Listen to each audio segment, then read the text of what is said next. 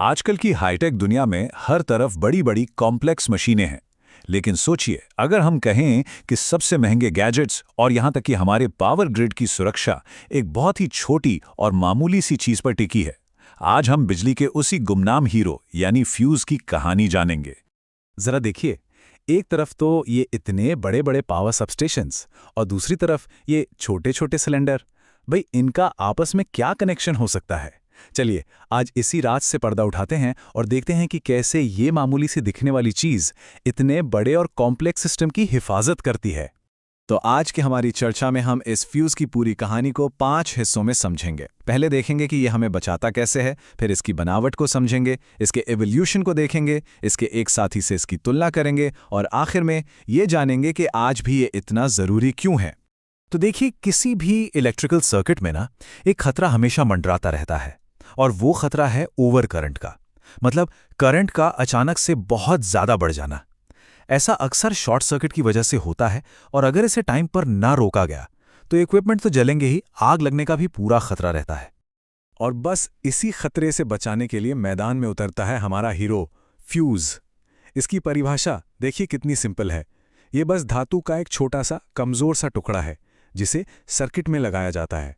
जैसे ही करंट खतरनाक लेवल पर पहुंचता है, ये अपनी कुर्बानी दे देता है। मतलब ये पिघल जाता है, सर्किट टूट जाता है और हमारे कीमती उपकरण बच जाते हैं। तो सवाल ये है कि इस फ्यूज के अंदर आखिर ऐसा क्या है? ऐसी क्या खास बात है जो इसे ये काम करने देती है? आइए जरा इसकी सुपर पावर्स को करीब से समझते हैं। मतलब वो कौन-कौन सी चीजें हैं जो इसे एक परफेक्ट प्रोटेक्टर बनाती हैं। देखिए, एक अच्छे फ्यूज एलिमेंट में 4 मेन बातें होनी चाहिए। एक, उसका मेल्टिंग पॉइंट कम हो ताकि वो जल्दी पिघल जाए। 2, उसकी कंडक्टिविटी हाई हो ताकि नॉर्मल करंट आराम से बहता रहे। 3, उस पर ऑक्सीडेशन यानी जंग वगैरह का असर न हो ताकि वो सालों साल ठीक काम करे। और हाँ, चौथा, वो सस्ता भी हो। लेकिन सच तो ये है कि कोई भी एक मटेरियल इन सब पर खरा नहीं उतरता, तो हमेशा एक बैलेंस, एक समझौता करना पड़ता है। जैसे लेड टिन का एलॉय सस्ता है, मेल्टिंग पॉइंट भी कम है, ठीक है, लेकिन चांदी महंगी होने के बावजूद कहीं बेहतर ऑप्शन है। अब आप सोचेंगे ऐसा क्यों? भाई, क्योंकि इसकी कंडक्टिविटी जबरदस्त है, ये ऑक्सीडेशन को भी बेहतर झेलता है, और सबसे जरूरी बात, ये बहुत बहुत तेजी से काम करता है। और आज के सेंसिटिव इलेक्ट्रॉनिक्स के लिए तो स्पीड ही सब कुछ है। अब हर हीरो की तरह फ्यूज को भी तो वक्त के साथ बदलना ही था। ये हमेशा से ऐसा नहीं था जैसा आज हम इसे देखते हैं। इसकी टेक्नोलॉजी भी नई नई चुनौतियों का सामना करने के लिए धीरे धीरे बेहतर हुई है।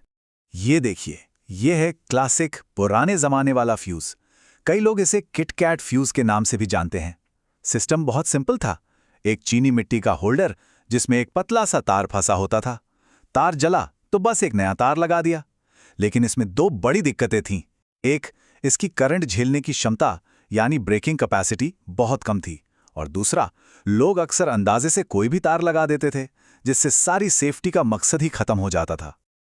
और ये है आज का modern hero HRC fuse. HRC मतलब हाई रप्चरिंग कैपेसिटी, यानी ये बहुत ज्यादा फॉल्ट करंट को भी सेफली रोक सकता है। ये एक सील्ड बंद सिरेमिक बॉडी के अंदर आता है। इसके अंदर चांदी का एक बहुत ही सटीक एलिमेंट होता है और एक खास पाउडर भरा होता है जो चिंगारी मतलब आर्क को तुरंत बुझा देता है। इसने पुराने फ्यूज की सारी कमियों को दूर कर दिया। अच्छा, अब कहानी में फ्यूज अकेला नहीं है, इसका एक साथी भी है, या कुछ लोग इसे इसका कॉम्पिटिटर भी कहते हैं, सर्किट ब्रेकर। तो ये समझना भी जरूरी है कि इन दोनों के होते हुए फ्यूज की अपनी खास जगह क्या और क्यों है। देखिए, फ्यूज और सर्किट ब्रेकर की तुलना करना सेब और संतरे की तुलना करने जैसा है। काम थोड़ा अलग अलग है। फ्यूज सिंपल है, तेज है और एक ही बार इस्तेमाल होता है। वो फॉल्ट को डिटेक्ट भी करता है और उसे रोकता भी है। वहीं सर्किट ब्रेकर ज्यादा कॉम्प्लेक्स है, उसे रीसेट कर सकते हैं, लेकिन वो धीमा होता है और वो सिर्फ सर्किट को तोड़ता है। फॉल्ट का पता लगाने के लिए उसे एक अलग रिले की जरूरत पड़ती है। तो ये कौन बेहतर है कि लड़ाई नहीं है, बल्कि किस काम के लिए कौन सा टूल सही है, ये उसकी बात है। यहां पर यह फर्क और भी साफ दिखता है। एक तरफ फ्यूज की वो एलिगेंट सिंप्लिसिटी है, कोई मूविंग पार्ट्स नहीं, कुछ नहीं, और दूसरी तरफ सर्किट ब्रेकर का पूरा एक कॉम्प्लेक्स मैकेनिकल सिस्टम है। दोनों असरदार हैं, बस काम करने का तरीका बिल्कुल अलग है। तो सवाल ये उठता है कि 130 साल से भी ज्यादा पहले इसका आविष्कार हुआ, आज सर्किट ब्रेकर जैसी मॉडर्न टेक्नोलॉजी भी है, फिर भी फ्यूज का इस्तेमाल क्यों होता है? जवाब इसकी अपनी कुछ खासियतों में छिपा है। और इसकी सबसे बड़ी ताकत है इसकी स्पीड। एक फ्यूज सिर्फ 0.002 सेकंड में ऑपरेट कर सकता है। ये इतना तेज है कि फॉल्ट करंट को अपने पीक पर पहुंचने से बहुत पहले ही काट देता है। मतलब हमारे डिवाइसेस तक वो खतरनाक करंट पहुंच ही नहीं पाता, इतनी तेजी से कि सर्किट ब्रेकर को तो पता भी नहीं चलता कि हुआ क्या। तो चलिए एक बार फिर से देखते हैं कि ये छोटा सा डिवाइस इतना खास क्यों है। पहली बात, ये प्रोटेक्शन का सबसे सस्ता तरीका है। दूसरी, इसका ऑपरेशन पूरी तरह से ऑटोमेटिक है। तीसरी, इसे कोई मेंटेनेंस नहीं चाहिए।